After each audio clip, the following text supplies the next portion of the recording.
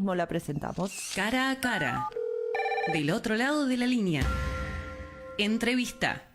Y se llegó hasta acá, hasta nuestros estudios, Catalina González del Cerro. Ella es profesora de Educación Sexual Integral en el Instituto de Formación Docente número 3 de San Martín y número 8 de Junín. Catalina, ¿cómo andamos? ¿Bien? Hola, bien, muy bien, contenta de estar acá. Está bueno, está bueno. Che, y contanos a los vecinos por qué es necesaria la educación sexual integral. Bueno, la ESI, como le decimos coloquialmente, es una conquista del movimiento de mujeres, de diversidades, de los derechos de los niños. Fue gestada por el movimiento feminista y sobre todo de trabajadores de la educación y de salud que desde mucho antes del 2006 venían planteando la necesidad que haya una garantía estatal para que se pueda hablar de sexualidad en las escuelas, en todos los niveles. Y bueno, viene a garantizar un montón de derechos que durante mucho tiempo, desde la historia de la educación, estuvieron vedadas en las aulas y también en la sociedad. Y bueno, tiene, para quienes no la conocen, es una ley que propone 5 ejes transversales, entre ellos el enfoque de derechos, la perspectiva de diversidad, la perspectiva de género, el cuidado del cuerpo y el valor de la afectividad. Y tiene contenidos adaptados a las distintas etapas de la vida, desde inicial hasta la formación docente. Esto que es la educación sexual integral, igual hay un montón de lugares donde todavía no se imparte por condicionamientos o posturas ideológicas, ¿no? Como por ejemplo religiosas. Sí, si bien desde el 2006 hasta ahora hubo distintos avances, sobre todo una aceptación social cada vez mayor, gracias también a otras cuestiones que fueron sucediendo en nuestra sociedad que motorizaron empezar a hablar de las violencias, de las desigualdades, de los abusos sexuales en la infancia. Sin embargo, bueno, como pasa en distintas cuestiones en la educación, no es homogénea la implementación, va variando por cada región, cada institución, y bueno, sigue siendo un terreno de mucha disputa política y bueno, es clave también que estemos acá y en otros espacios, en la calle, en las escuelas, hablando de esto, ¿no? Diciendo qué pasa cuando hay y cuando no hay ESI, como ya sucedieron 17 años desde su sanción, ya hay bastantes estudios, investigaciones que dan cuenta de lo que generó, ¿no? Poder empezar a hablar de sexualidad en las aulas y, por ejemplo, una notable reducción del embarazo en la adolescencia. Un montón de casos en distintos lugares del país en donde niños y niñas pudieron hablar de situaciones de abuso sexual que vivían en sus hogares, porque también hay un punto importante, que acá está la tensión con la ESI, que es que pone en relieve, pone en evidencia que los hogares, los espacios domésticos son espacios también de violencias, ¿no? Tanto hacia las mujeres como hacia niños y niñas. Son lugares peligrosos. Sí. Sí, pero justamente durante muchísimo tiempo se planteó esta idea de que, bueno, como es un espacio doméstico no hay que meterse, y la ESI es un caso paradigmático donde el Estado dice sí, hay que meterse, ¿no? Es muy loco porque el Estado agarra y te dice, no, para, yo me meto en tu casa, pero mirá, esta conexión de gas no puede ser así, esta conexión de agua no puede ser así, esta conexión de luz, para que sea seguro. Ahora todo lo demás, bueno, ya y es tu vida, yo no me meto, ¿no? Sí, bueno, y ahí volvemos quizás al contexto actual, ¿no? Que es interesante que justo se cumplen 17 años y recién decíamos que la ley ya podría votar. Porque por lo menos es adolescente. Ya es adolescente. Y estamos en un contexto, bueno, electoral en donde nuevamente, como suele suceder, se vuelve a poner en agenda, porque es un campo de batalla discursiva donde aparece de nuevo estas ideas de que es adoctrinamiento, de que es ideología de género. Bueno, eso estuvo diciendo Milei y también su vice en relación a que es una imposición, y me parece importante empezar diciendo que la ESI fue sancionada primero después de 2 años de debate muy intenso entre distintos sectores de la sociedad, bastante parecido como fue con el aborto. Y después de Que 2 primero años... se debatió en la sociedad y después en las cámaras, ¿no? Sí, bueno, pero decimos que es una ley desde abajo, ¿no? Ujú. Porque efectivamente, o sea, así como el movimiento de mujeres en la Argentina tiene muchísimos años, en el tema educativo siempre estuvo, fue una demanda muy importante, justamente de docentes que venían diciendo necesitamos que esto deje de ser un estigma para quienes hablamos y un tabú, porque hay una demanda también de les pibis para poder hablar de esto. Bueno, entonces la ideología de género, como pasa acá y pasa a nivel latinoamericano, vuelve a instalar esta idea de la imposición. Y la ESI es un caso de una ley con amplia mayoría, se votó con un consenso enorme, después de mucho debate, durante 2 años después se debatió los contenidos, tardaron recién en el 2008, salieron los contenidos, porque de nuevo se armó un comité donde se sentó la iglesia. Siempre las iglesias tienen un lugar ya asignado en los ámbitos educativos y en la salud. Y bueno, género era siempre también un tema de debate. Pero bueno, no es nada, realmente no es una imposición, es un laburo democrático muy claro. Esto que dijiste de Argentina, de Latinoamérica, en el mundo, ¿cómo es esto de la ESI? ¿Es algo totalmente cotidiano? ¿Es algo reciente? ¿Qué onda? Bueno, a nivel latinoamericano la ESI es bastante vanguardia, sobre todo porque justamente tiene esta marca de haber nacido de los espacios populares. Entonces, vino también de la mano con muchas otras políticas de género que vinieron después del 2006, matrimonio igualitario, las violencias, identidad de género, que también, bueno, la Argentina es bastante vanguardia en bastantes políticas de género.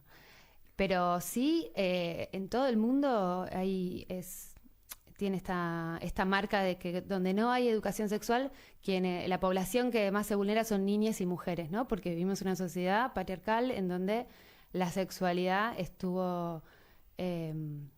fue un ámbito de muchas de violencias. Digamos, pensemos cuando no había ESI, quienes nos formamos en sexualidad con la pornografía, padres llevando a sus hijos a debutar un prostíbulo, mensajes hacia las mujeres en donde no tenemos capacidad de tener placer, ¿no? El tabú de la masturbación.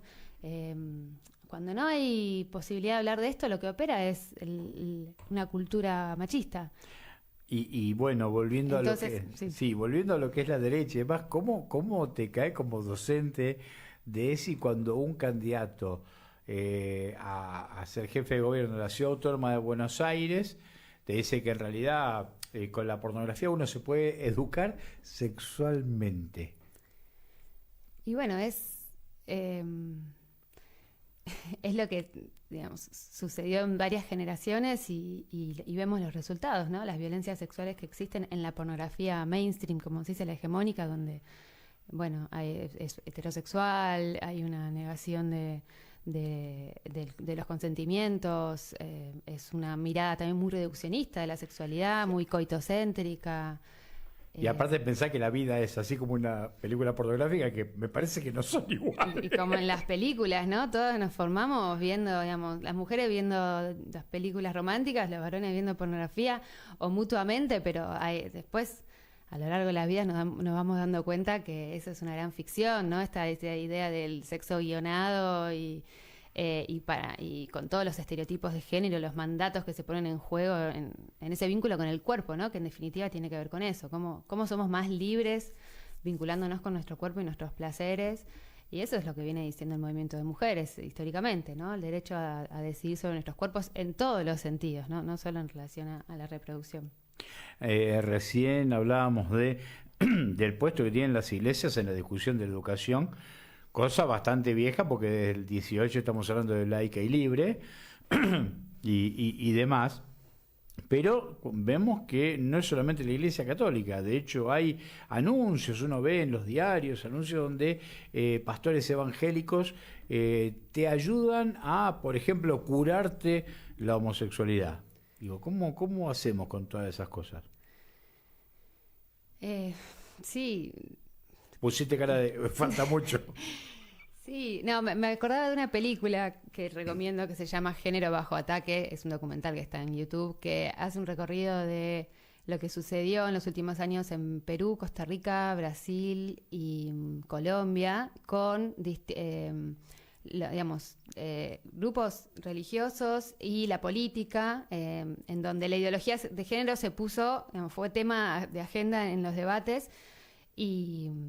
Y bueno, por ejemplo, en Colombia el Tratado de Paz fue bastante, se planteaba esta idea de que el Tratado de Paz traía ideología de género y la gente la votó en contra. Es un tema que toca fibras importantes. Definamos para los vecinos y para nosotros qué es ideología de género, porque es como que anda, de eso no se discute. ¿Y cómo es?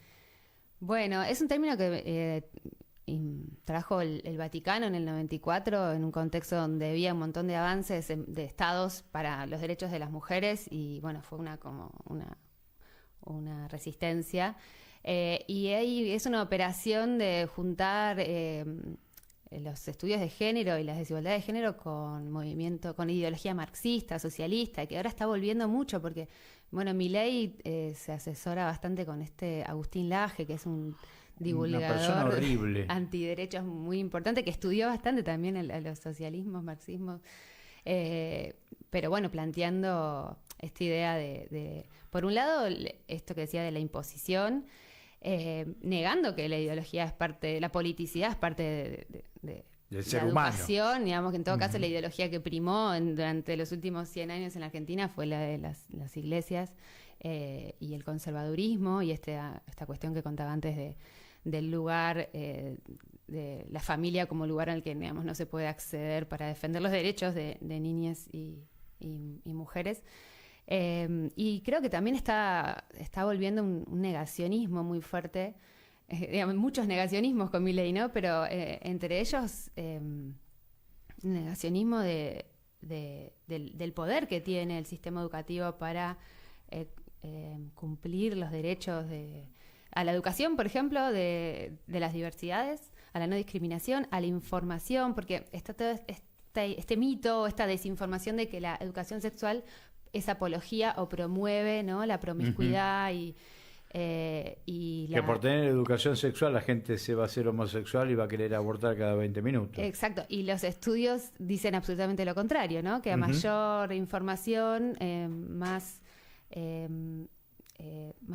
decisiones responsables se toman para retrasar, por ejemplo, el inicio sexual y también para ser más libres, ¿no? Porque esto es lo contradictorio, ¿no? Hablan de la libertad. Claro. Sí, soberanía de los cuerpos y efectivamente, digamos, una de las banderas de la ESI es la libertad, justamente la libertad de tener, bueno, la orientación sexual, la identidad que uno sienta y también la libertad sexual.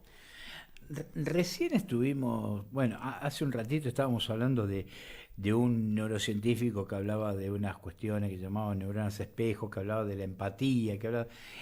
Y vos que te anduviste buceando por la cuestión de la antropología, ¿qué es lo que molesta de la ESI, por ejemplo?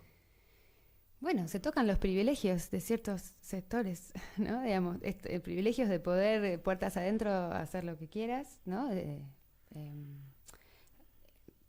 No solo de varones, ¿no? No es una cuestión de blanco claro. y negro, sino yo creo que hay una raíz fascista de pensar que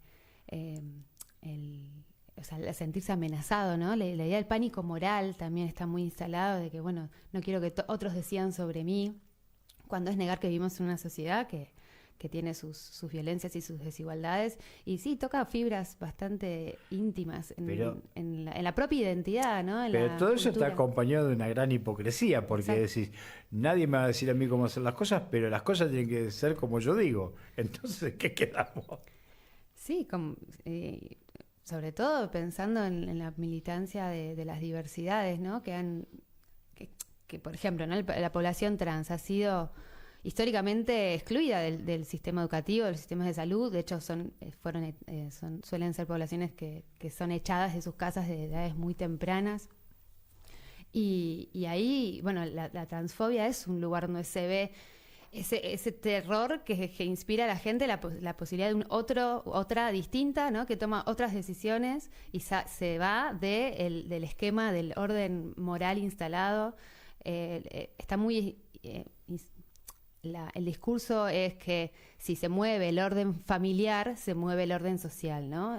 Uno de los pilares de la sociedad. Del conservadurismo es defender la familia tipo, ¿no? Heterosexual, monogámica. Uh-huh.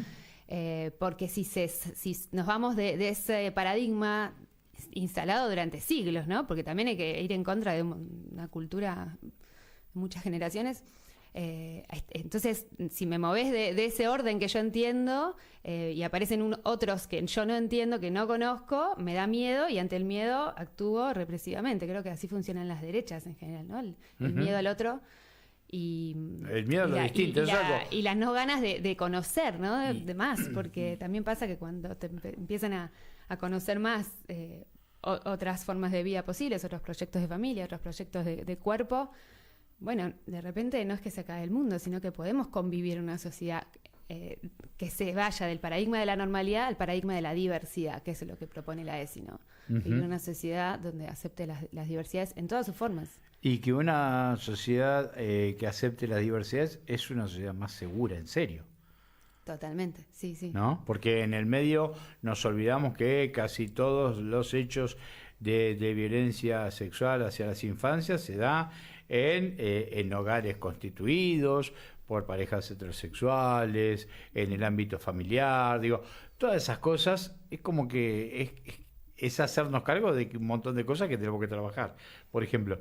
Y por otro lado, en estos 17 años, yo creo que sobre todo los más jóvenes la han aceptado, como que hay más resistencia de los adultos, ¿no? Con esto de la ESI.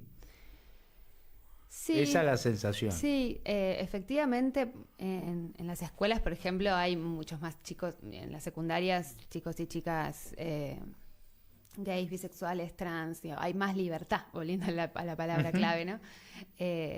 Y, digamos, una población que en otro momento hubiera estado excluida de la educación, ahora puede habitarla, y también de una forma más libre y placentera, eso está sucediendo. También está sucediendo un proceso reaccionario ante los avances de los derechos de las mujeres y las diversidades, que también permea a algunos jóvenes y jóvenes. De hecho, bueno, hay una población de votantes de Milei muy masculina, ¿no? Eso también habla de una estrategia. Bueno, no sé, yo creo que hay que empezar a vincular qué pasa ahí con ese contraataque, ¿no? De los sí, avances. Igual es como que tienen discursos bastante marketineros y vacíos, ¿no? De hecho, ayer en el debate hablaron de marxismo cultural y le echaban la culpa al comunismo de inventar el cambio climático. Digo, es una mezcla, ¿viste? Sí, es un pastiche. Y en el medio de todo se olvida que en la Rusia comunista y en la actual la homosexualidad es perseguida. Entonces tampoco me vengan con muchas cosas raras, ¿no? Es que la operación es vincular género con autoritarismo, ¿no? Con nazismo. Bueno, cuando salió la ESI, como un montón, con la ley de salud sexual, estaba esta idea de esto es nazi, esto es extranjero también, aparece a veces. El mismo Bergoglio, cuando estaba en la Ciudad de Buenos Aires, dijo que la ESI promovía el nazismo. Porque Bergoglio es malo y Francisco es bueno, ya sabemos todos eso. Sí, que bueno, que yo creo que amerita como esa historización, ¿no? Del papel realmente importante que han tenido las iglesias en esto. Y igual vale decir que hay sectores tanto evangélicas como católicas que defienden la ESI, defienden los avances de los derechos de las mujeres. No es tampoco homogéneo, no son bloques, ¿no? Había, cuando era el tema de la discusión por la ley de aborto, había un grupo de mujeres mexicanas que eran católicas por la opción del aborto, ¿no? O sea, que venían y discutían, che, esto hay que discutirlo, no es obligatorio, pero es un derecho que tenemos, ¿no? Sí, en la Argentina están muy fuertes también. Fueron una parte importante de la campaña por el aborto, las católicas por el derecho a decidir. Es bien interesante, ¿no? Evitar también esas tensiones. Yo creo que el feminismo tiene, entre muchos de sus aspectos a valorar, ese habitar una diversidad realmente enorme de sus activismos. Ahora, bueno, vale decir también que se viene el Encuentro Nacional de Mujeres, el Encuentro Plurinacional de Mujeres y de travestis y lesbianas en Bariloche, que bueno, es vanguardia porque por lo pronto plantea una idea de encuentro plurinacional, ¿no? Cuestiones que otros movimientos en Argentina no lo están planteando. También el aspecto de la diversidad. Ningún partido plantea la plurinacionalidad. Bueno, además se hace en Bariloche, ¿no? Con toda la reivindicación de las luchas del pueblo mapuche y también el caso de las mujeres presas. Bueno, abraza toda una serie de luchas que efectivamente con la ESI habilitan a que entren a la escuela. A mí me parece muy interesante lo que pasa con la ESI porque se habla de política, se habla de desigualdad, se habla, bueno, de derechos y se reivindica justamente las voces que suelen estar afuera de la escuela, que son las voces de los movimientos populares, sociales, de la calle. Y bueno, a mí me parece de los aspectos más interesantes también la reivindicación de las voces de los estudiantes. La ESI fue promovida muy fuertemente por centros de estudiantes, fue una bandera del activismo estudiantil y eso no es menor, me parece también para defenderlo, ¿no?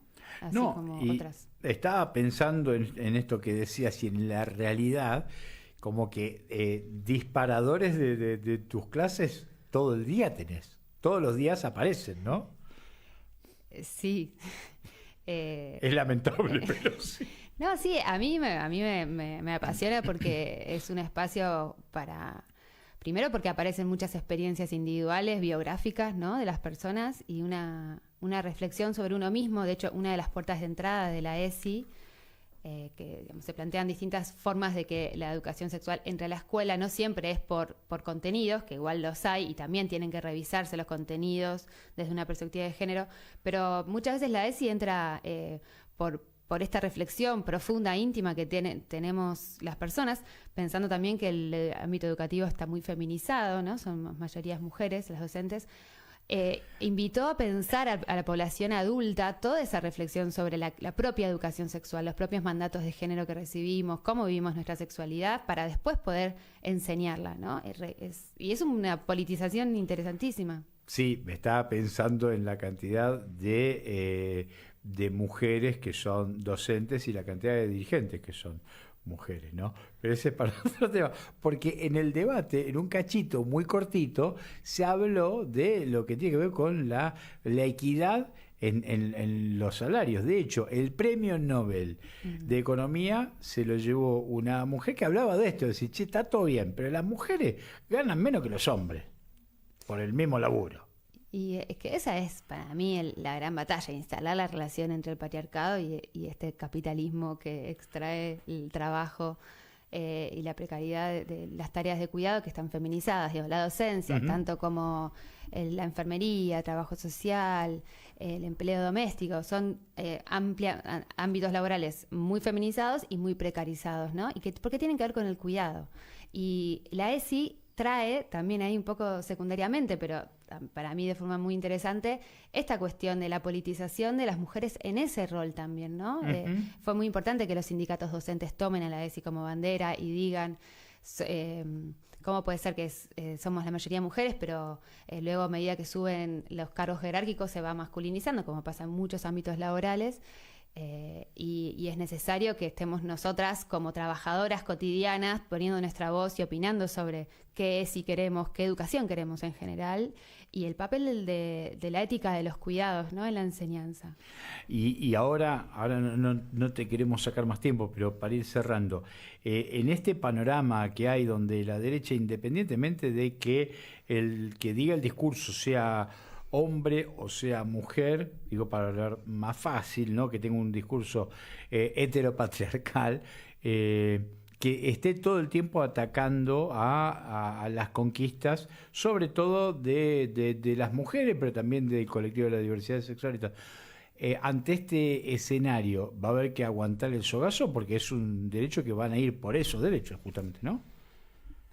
Sí, esperemos que no. Yo creo que hay que acostumbrarse a que siempre hay que estar defendiendo la ESI cíclicamente porque vuelve una y otra vez a ser como ahí un campo de disputa donde se nos va corriendo los márgenes de lo posible, ¿no? Pensábamos que habíamos conquistado y había algunas ya llegamos, palabras, sí, y no. Nada, y bueno, requiere que estemos ahí como sociedad escuchando, preguntando qué está pasando en las escuelas, insistiendo sobre los argumentos. Quiero dar un dato que es muy importante. Según UNICEF, 1 de cada 7 niñas en Latinoamérica sufre abusos sexuales y 1 de cada 13 niños, que con los niños es más tabú aún, y es también importante plantearlo. Ya ese mismo dato debería movilizarnos para dimensionar la cultura machista en la que vivimos y lo que significa una educación con perspectiva de género que plantee el consentimiento, que plantee la reflexión sobre nuestros cuerpos y sobre los mandatos de género, como vengo diciendo. Porque, es una batalla cultural, ¿no? Institucional y cultural. Y ahora en las elecciones aparece esta cuestión de lo institucional, digamos, de sacar la ley, por ejemplo, o de dejar que sea obligatoria, que también se puede llevar a un plano cultural en donde de repente, las personas escuchan esto y se vuelve para atrás o se vuelve a tensionar esta idea de los derechos y el papel del Estado en cumplirlos. Y también algo que pensamos, así como en borrador, que es un problema de las mujeres. Me parece que es un problema de la sociedad, porque la sociedad, gran parte está formada por mujeres, por ejemplo, ¿no?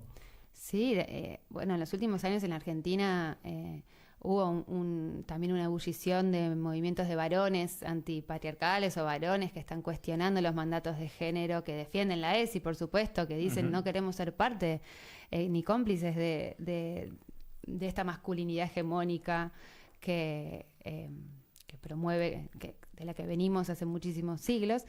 Y es bien interesante lo que pasa con los adolescentes, por ejemplo, varones que ven en la escuela un lugar de contención también, ¿no? Y de reflexión que muchas veces en sus casas no la pueden hablar o ver.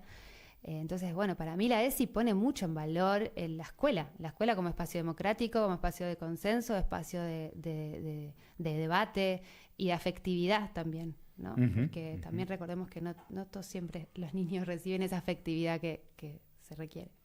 Che, Catalina, muchísimas gracias por tu tiempo. Quedaron un montón de cosas dando vuelta. Así que en cualquier momento te caes de vuelta, si te parece. Encantada. ¿Listo? Dale, gracias por la invitación. No, por favor. Cara a cara. Del otro lado de la línea. Entrevista.